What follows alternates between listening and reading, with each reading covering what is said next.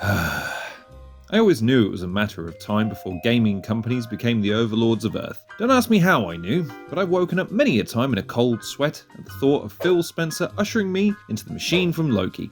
But aside from the fact that I have issues, this week we learnt that Nintendo has the power to declare punishment for the rest of someone's life. And no, not by condemning them to listen to an Oscar-worthy song, Peaches by Jack Black. No, this week ironically named Gary Bowser, a member of the hacking operation team executor, for his part in helping run a business that netted him over $300,000, is due to be released into the wilds of Canada, and he's been told he'll effectively be paying for his crimes the rest of his life, because the damages he was ordered to pay Nintendo at the time of his sentencing will likely take a while. Why, you may ask? Well, since he was sentenced in February of 2022, he's paid $175. Of the $10 million he was fined. I think given the choice, I'd still take the fine over listening to Peaches though. But that was just one of the things we learnt this week. And luckily, I have 10 more for you. I'm Lorne, and here are 10 things we learnt this week.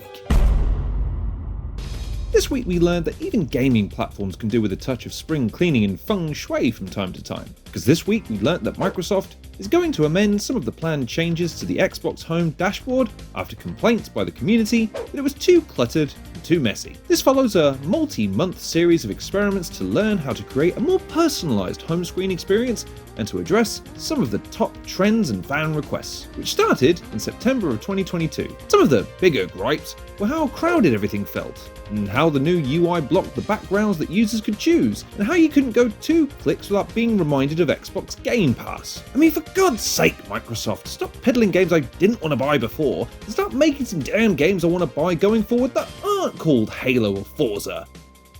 Speaking of Microsoft painting themselves into a corner, this week we learnt that one lucky Xbox player recently won a lifetime Game Pass membership from Microsoft Rewards, but was forced to decline it. Why, you may ask? Hush, I say, and I'll tell you. A Reddit user called Elvit won the Microsoft Rewards Xbox Game Pass lifetime membership prize, a momentous and stupendous moment for any gamer, right? Free games until the end of time. Wrong. Due to the fine print laid out in the free Xbox Game Pass membership, they were forced to turn it down. By accepting, they would have incurred $7,300 of added taxable income to their 2023 taxes, which would have cost them up to or around $1,752 more on their federal tax bill. 1,700 smackaroos for the privilege of playing whatever dregs Microsoft couldn't sell upon release. That's rough. But at least Elvit now knows how Charlie Bucket and every contestant on Pimp My Ride felt. And in the end, isn't that the real prize? You know what's hard? Developing a game. But you know what's harder? Developing a game with an ongoing lawsuit, police raids, and somewhat unconventional distribution methods. Because this week we learned the upcoming RPG Dark and Darker from developer Iron Mace has hit a few snags. Iron Mace's studios were raided by authorities due to accusations from publisher Nexon that Iron Mace stole assets and staff from Nexon for the game. And as a result, Dark and Darker heavily resembled a project currently under development with Nexon using the working title P3. Iron Mace, by the way, happens to be founded by and is made up of around 50% of the ex-employees of Nexon. Coincidence, I'm sure. With no publisher and being delisted from Steam, Iron Mace turned to torrents made available via a message in the game's Discord server, with the playtest listed as available until April 19th. But now Nexon decided to really crank up the heat by issuing a DMCA to prohibit any content from Dark and Darker being shared anywhere, and now aims to sue Iron Mace into oblivion. I think Iron Mace might be a teeny bit concerned because in response, they launched a GoFundMe page for $500,000 to cover the legal fees of the case. Is the story over? Probably not. But with drama like this, who needs Netflix? Breaking news this week of the bad variety, and I'm sorry to say that you, yes you, have been robbed! Or at least that's what game developer Michael Barkley claims. Because this week we learnt that according to Barkley, Star Wars Battlefront 3, which was in development by Free Radical until it was cancelled in 2008, was as close gets to being completed. A claim mirrored in 2012 when Free Radical co-founder Steve Ellis also claimed that the game was 99% done. Barkley says, quote, "I feel like it's been long enough now to come out and say Star Wars Battlefront 3 was gonna be legit incredible, and the fact it got cancelled 2 yards from the finishing line is an absolute crime. Gamers don't know what they were robbed of." While no explanation has ever been explicitly given other than Ellis's claims that LucasArts was, quote, "a company with problems in 2008, it's a good job Battlefront 3 was pulled, I say." What? Otherwise, we wouldn't have gotten EA's Battlefront and Battlefront 2, both unanimously considered to be some of the best games. At inciting its fan bases, I mean. In other almost news this week, we learnt that the bit in Tomb Raider 2, the bit that proves you're all heartless monsters who cannot help but subject any NPC to the most callous and cruel of tortures, yes, locking Winston the Butler in the freezer, almost never made it into the game. Gavin Rummery, a programmer for the game, claimed Winston was a very last-minute addition to the game.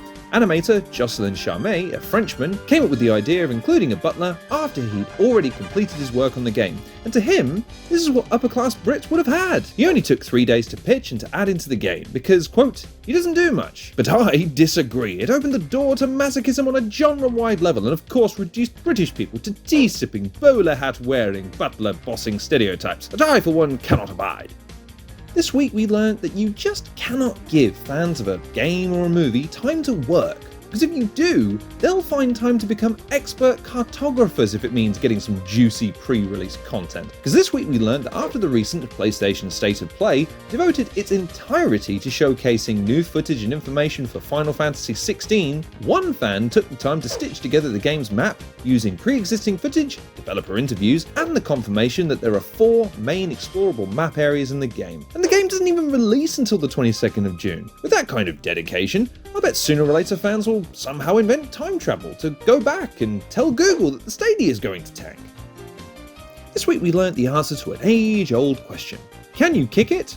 Well, if your Cal Kestis facing off against the Ninth Sister, yes you can. Because this week we learnt that with the release of Star Wars Jedi Survivor due for release in a matter of mere days, one fan by the name of Frankie decided to kill some time in Star Wars Jedi Fallen Order, having clearly run out of bubblegum, by spending 10 minutes of literally kicking the Ninth Sister's ass until she died. That's right, you can defeat one of the game's hardest bosses on the hardest difficulty, Grandmaster, by merely button mashing the butt-smashing combination of dodge, dodge, dodge, force freeze, kick. Clearly the man was channeling his inner Dark Lord of the dance, or he's a big Aaron Taylor Johnson fan.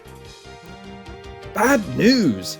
It turns out that Sega's attempts to keep its finger on the pulse of the average gamer by gobbling up companies to maintain its relevance in the industry is set to continue. This week we learnt that Sega has confirmed it is set to purchase Angry Birds developer Rovio for around $775 million, which frankly is small change compared to when Candy Crush developer King was acquired by Activision Blizzard in a $5.9 billion deal completed in 2016, for instance. Along with the acquisitions of Company of Heroes developer Relic Entertainment, 2 Point Campus developer 2 Point Studios, and Persona developer Atlas, Sega will attempt to use the mobile game expertise at Rovio to help boost Sega's own position in the mobile gaming market. Sega also planned to expand Rovio's IP across different formats, an impressive aspiration for a company whose games have already been downloaded over 5 billion times. But worryingly, if you, like I, am not sure what an Angry Birds Sonic crossover movie is going to look like, you better get ready, because I suspect we're all about to find out.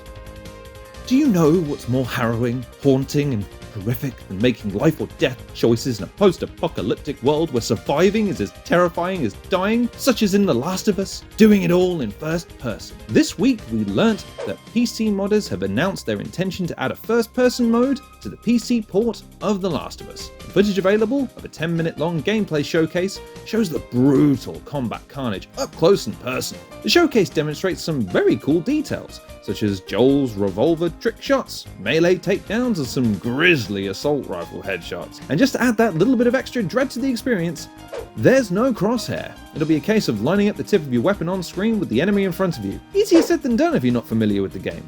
And don't even get me started on what the death scenes are going to look like. Wait, no, get away from me! Get away from me! Ah! Lost him. Anyways, lastly this week we learned that, there's some news about the end. And no, I'm not talking about the end of Netflix's by-mail DVD service after 25 years. No, this week we learnt from Hideo Kojima that the boss fight against the End in Metal Gear Solid 3 was originally going to be much bigger, taking place over multiple map areas. As he revealed some new intriguing details surrounding Metal Gear Solid 3 after watching another episode of a current playthrough on YouTube, he stated, quote, "MGS1 also had sniper fights, but they were more video game oriented in enclosed spaces, as is a sniper event on the bridge in MGS2.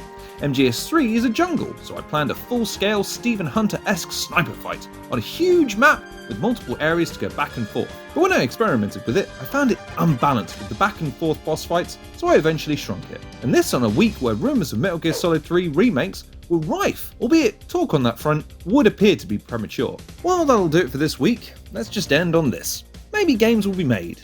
Maybe they won't. Maybe fans will devise more inventive ways to defeat bosses. Maybe they won't. What is for certain is that, gamers and gamettes, there's 10 things we learned this week. Hey, thanks for watching this edition, 10 Things We Learned This Week. If you like that, then be sure to let me hear about it in the comments, and also check out the Defunct Games News playlist for a whole lot more of yours truly. Now here's the question I have for you. What did you learn this week? There's always so much news, we can't cover it all, so let me know what you have to say in the comments below. In other news, I have it on good authority that Cyril is still around, working on new videos. I know, the exclusives. He spent last week updating the website with 2 years worth of articles and reviews, so he's been a busy guy. Expect to hear more about the website's resurrection later this week. If that sounds good to you, then I cannot recommend strongly enough that you click that subscribe button and support what we're doing here. Until then,